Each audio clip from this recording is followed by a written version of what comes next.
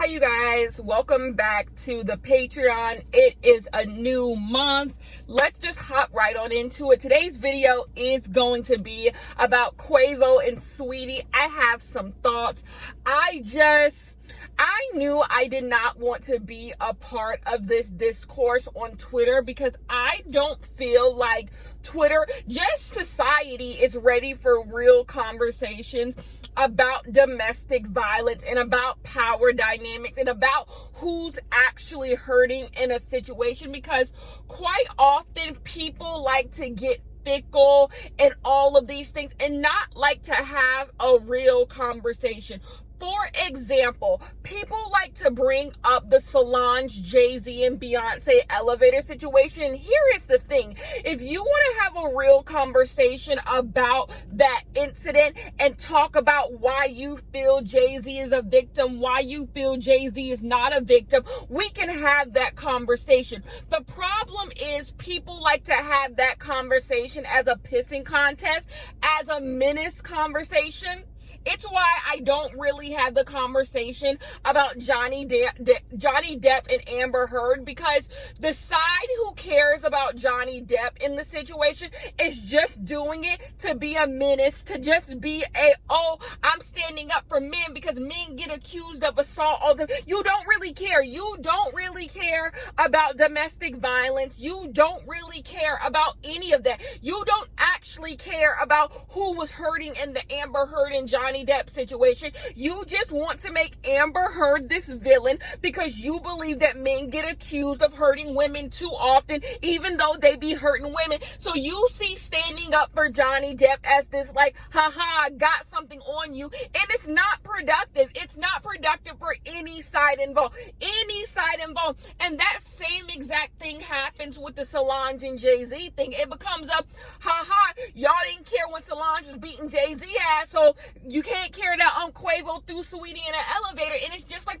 it don't work that way. Why are we not having purposeful conversations about domestic violence, conversations about domestic violence that actually center the people who were actually hurt, instead of getting off your own politics, getting off your own biases against one side over the other, because that's what the conversation always turns into. And that's why I don't entertain like people who be so ready to get Amber Heard fired from her jobs. I'm like, y'all not trying to get Amber Heard fired from her jobs because y'all care about domestic violence. You care that you believe that this woman wrongly accused Johnny Depp of domestic violence when that has never been proven. That's another thing. The facts of the conversation are never proven. The minute women do one thing wrong, or y'all hear one thing come out where it might be like, oh, maybe she was hitting him. It's the same. Y'all did the same thing to Amber Heard, Rihanna, and now Saweetie. All these people, even though they have proof to show that they were hit by this person, it becomes, but you hit him too. So you know what? A chop is a chop. And we're not talking about real power dynamics. We're not talking about who's actually hurt. That is my problem with the Amber Heard and Johnny Depp situation. It's because y'all, for some reason, instead of looking at the facts of the case, and the facts of the case does not exonerate Johnny Depp from hurting this woman. It does not. Johnny Depp has not been exonerated from hurting this woman. There is still proof that this man put his hands on Amber Heard. And there's also proof that Amber Heard put her hands on Johnny Depp. So like, it's like, what are we doing here? What are we doing here? Y'all don't actually care. Y'all just are upset that men lose their jobs. And that's the thing. Men don't actually lose their jobs by getting accused of hurting women. Like, why are we lying? Like, why are we lying? But you can't even fathom any accountability for hurting women. And that's why y'all, like I said, y'all turn into menace. And I don't mean like a menace. I mean like feminist menace. And y'all choose to go all in on the side of the man, instead of having a real productive conversation about power dynamics and who's actually hurt in this situation, and about domestic violence. Like, have a real conversation, because I'm willing to have the conversation about domestic violence and how domestic violence hurts men. I'm willing to have the conversation. I just don't want to have the conversation with people who don't actually care. You don't actually care if Jay-Z was actually hurt in that elevator. You care about ha-ha-haing in feminist face. That's what you care about. You care about getting the last laugh on women, and that's the problem right there. Why you so hell-bent on getting the last laugh of the women over women? Because you don't like women. You don't like women. You believe women should be assaulted, and that's why I don't have the conversation. But that is what happened with the Quavo and Saweetie conversation, and it's why I did not want to have it. So if you don't know, which I'm sure you know, a video came out of Saweetie and Quavo getting into an altercation inside of an elevator. Number one, TMZ released a video. How is TMZ getting this stuff? Like, we gotta have a real conversation about ending the TMZ industrial complex, because it's getting ghetto. It's getting so ghetto. Like, why do y'all have this information? Why are y'all still doing this? Like, that's the part that be beyond me. Why is Harvey over at TMZ still doing this? Like, you not tired? You've been doing this since I was a kid. You've been doing the same foolishness. You have no morals. You have no integrity. You don't stand for anything, and you don't need the money. What are you still doing this for? It don't make no damn sense to me what this man is still doing all this bullshit for. But anyways, so the video comes out, and people are immediately, the people I follow are immediately on. Okay, when I saw the video, I knew exactly how the discourse was going to go, because I know how y'all are. I know how the people of the internet are.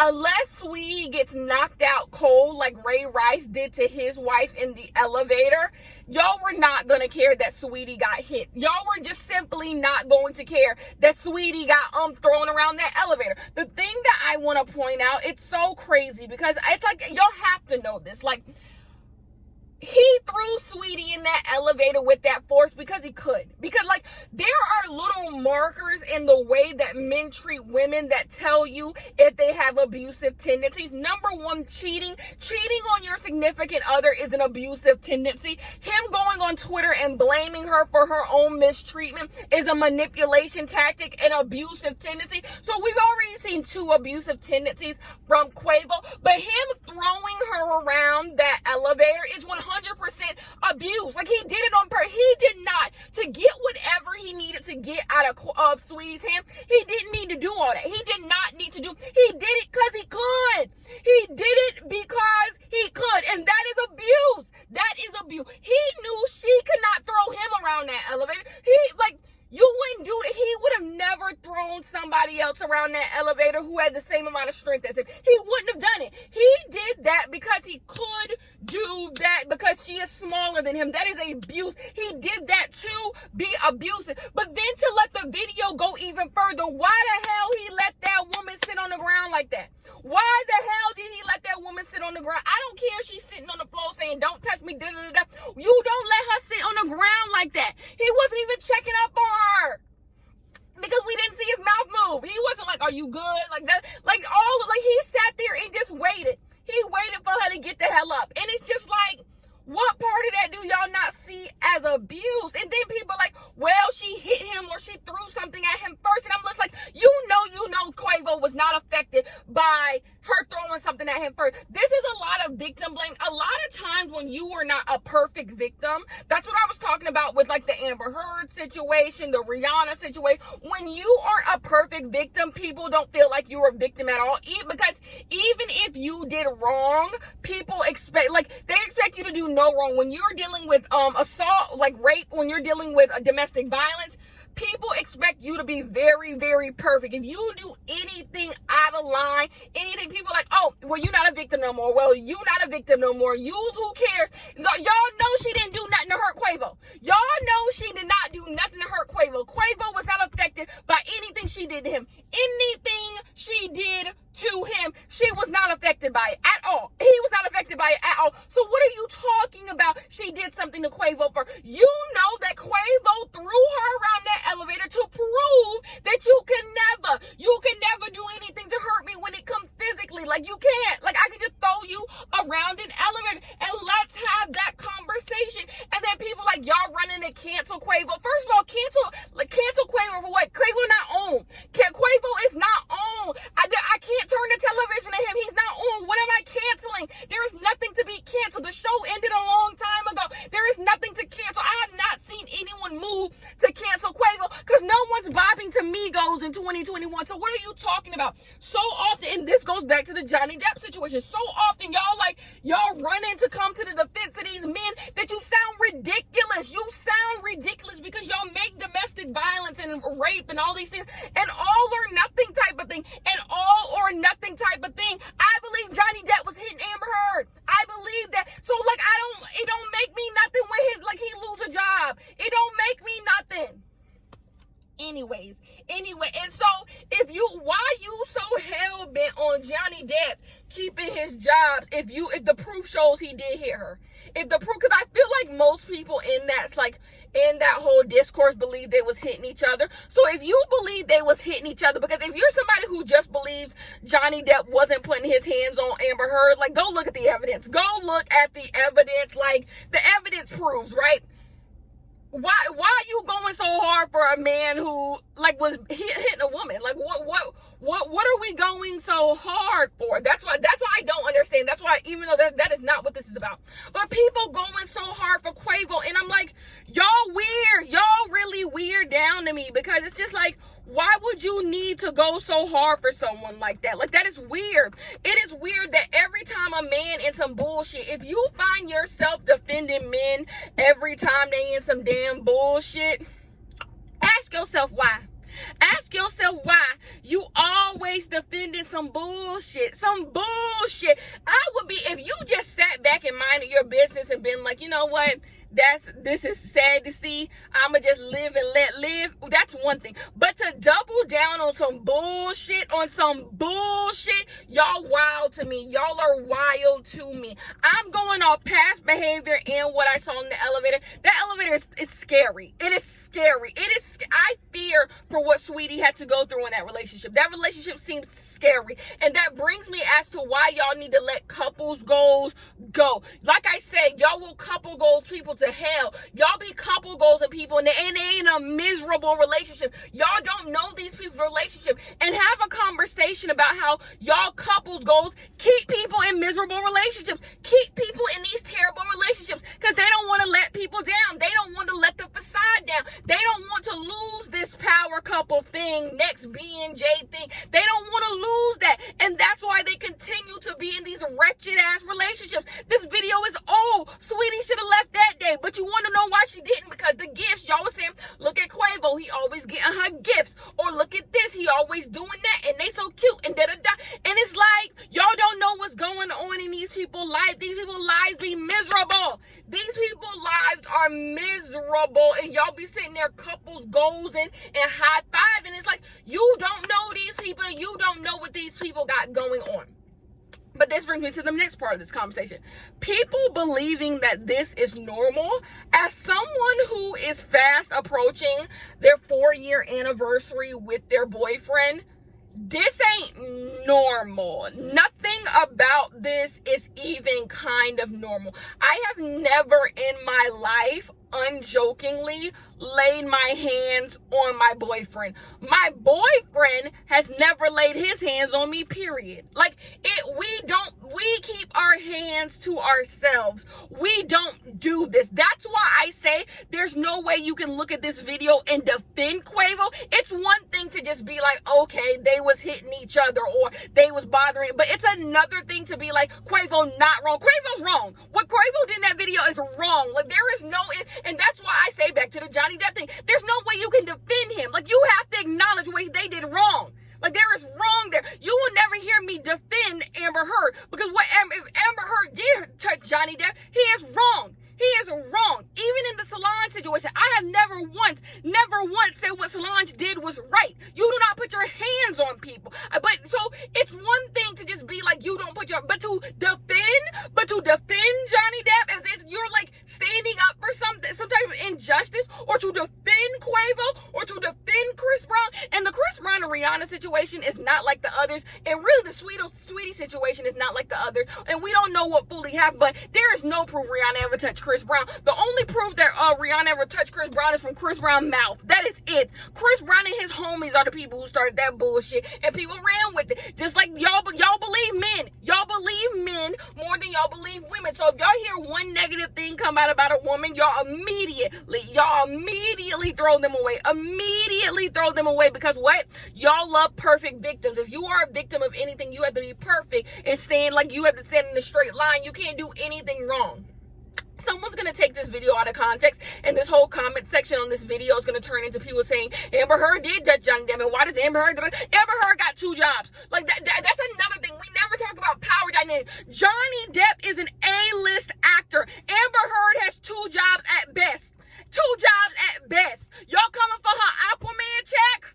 Her Aquaman check?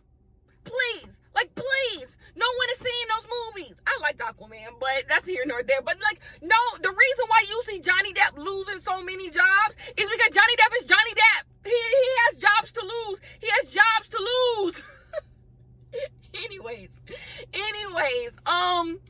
yeah, the people who are sitting up here and saying this is normal behavior, there is absolutely nothing normal about what is going on. Absolutely nothing normal about what is going on. You don't fight with people in elevators. I've been in elevators with a lot of people. You don't fight with people in elevators. It's ugly. It's ugly. It is ugly. Stop romanticizing and normalizing these like terrible relationships. Like, everybody feels like your relationship has to be so spicy. And here's the thing. Relationships are hard, and relationships are a lot of work.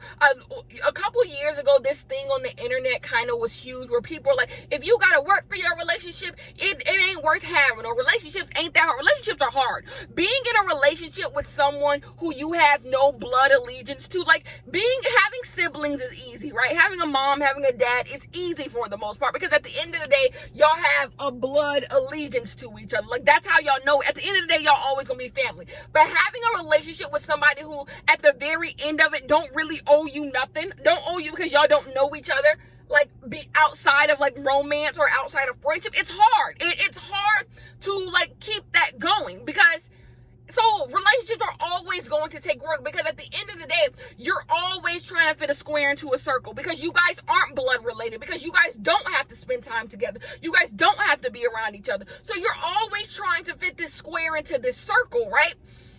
So this is not me saying relationships are hard and relationships don't have conflict. And I also don't believe you should run away from the conflict of a relationship. And I also don't believe you should end a relationship because there's conflict. But where you should end a relationship is when y'all don't respect each other enough to end that conflict amicably. When y'all don't respect each other enough to not touch one another. Y'all don't know how to conflict resolution. Y'all weren't taught conflict resolution outside of hitting people. That's why we have to be careful with the beat 'em up culture and I smack the shit out of you culture, because that leads to people not having good conflict resolution. It's so we tell our kids, if somebody hits you, hit them back 10 times harder, but that's not always true. Like, see if y'all can figure it out before y'all go to blows. Like, there's a way, like, you don't have to hit people. You don't have to hit people. That is what it is. Like, that doesn't have to be normal. You don't have to get swung around an elevator. You don't. That's not normal. You don't swing your girlfriend around the elevator. That's the part that's killing me. People being like, Quavo ain't that serious. Like, Quavo ain't do shit. Quavo did do shit. You don't swing your girlfriend around elevators. You do not. You do not. Quavo did not look at that video and be proud of himself. That's not nothing to be proud of. People who got some good goddamn sense, who know Quavo, did not look at that video and be like, I'm so proud of Quavo. It wasn't nothing to be proud of. That was ugly. That was ugly. That was ugly. You don't do that to people. You don't do that to people.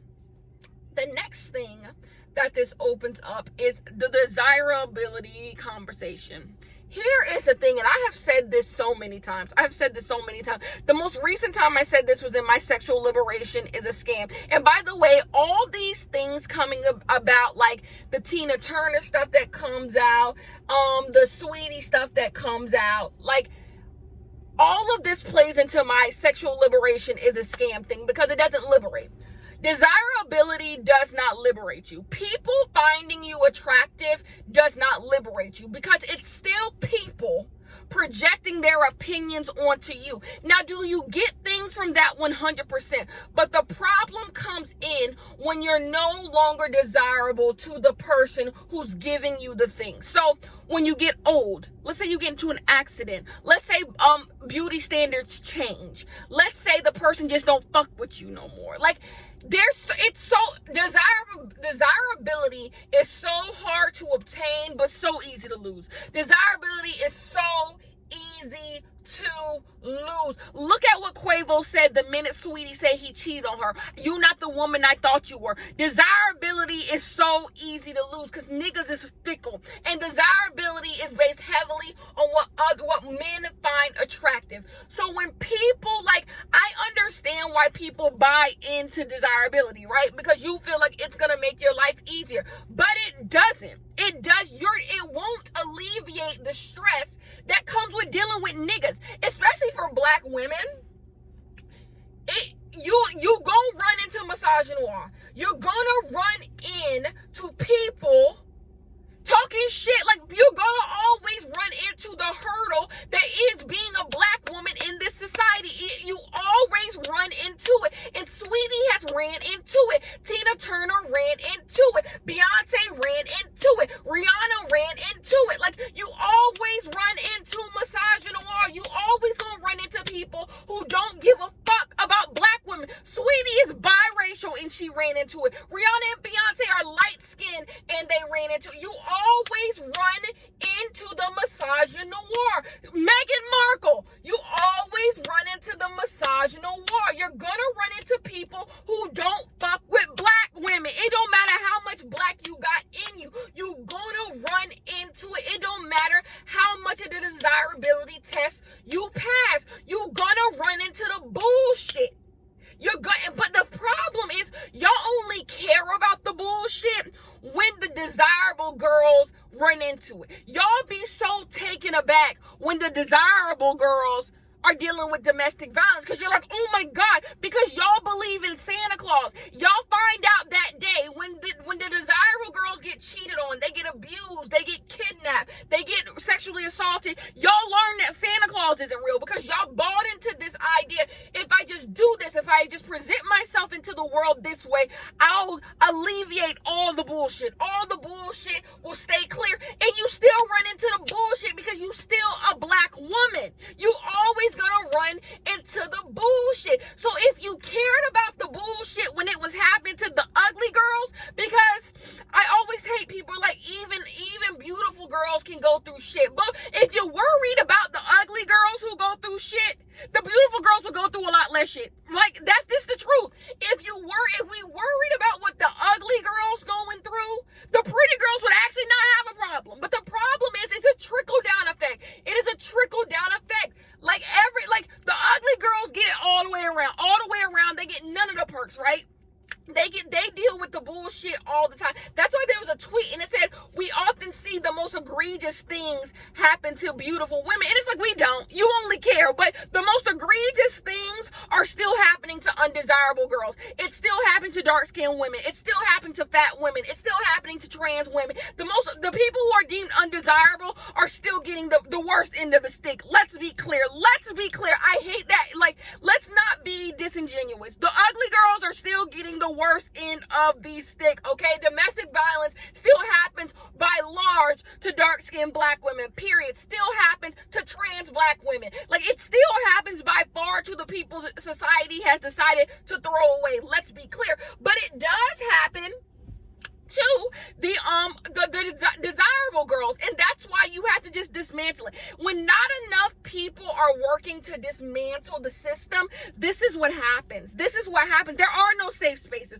because not enough people are working to dismantle, and everyone's just trying to find their place, get in their corner. And it's like, dismantle it, because no matter where you think you found refuge, you gonna run into the bullshit. There's not enough pretty privilege in the world for black women, because pretty privilege was not designed for black women. So there's not enough. Sweetie is absolutely gorgeous, but she don't have enough gorgeous to make up for the fact that niggas hate black women. White people not gonna care because they just racist, and niggas hate black women. So there's not enough privilege in the world to care. There's not enough privilege in the world to get around that elevator. There's not enough. That's why they doing skits. That's why they doing parodies, because there's not enough privilege in the world. There's not enough light-skinned privilege, biracial privilege to stop you from being a half nigger. There's not enough. Like, they never gonna sympathize with you all the way, because they weren't. It's not, the society doesn't make them have to feel bad. Like, why? Anyways, that is the end of this video. Tomorrow we talking about James Charles. I'm about to go in the house right now and I'm about to watch that I'm holding myself accountable video. And we will talk about James Charles tomorrow. I will see you guys in the next Patreon video. I know I was supposed to give you guys a What Annoyed Kenya, but folks been doing shit. So tomorrow is James Charles. Then y'all probably get a What Annoyed Kenya. And I gotta do a YouTube video. Anyways, I will see you guys in the next one. Bye-bye.